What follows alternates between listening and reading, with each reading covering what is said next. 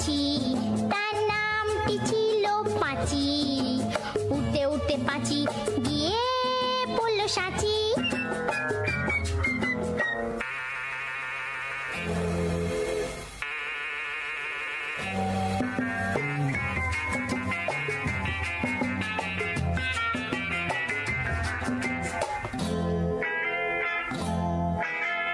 আর একটা মৌমাছি, তার বাড়িও সাঁচি।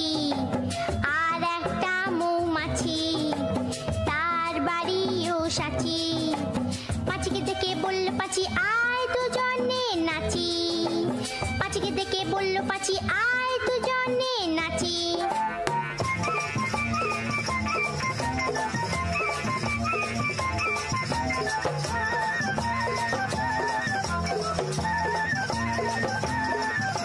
পাঁচির হাতে ছিল একটা ছোট্ট মতন কাঁচি।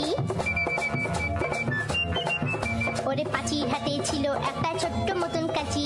সে বললে তার চেয়ে বরং, সে বললে তার চেয়ে বরং গোপ ধরো তোর চাচি। আয় গোপ ধরো তোর চাচি, আয় গোপ ধরো তোর চাচি। যেই না গেল গোপ চাচতে সেই বড় মৌমাছি।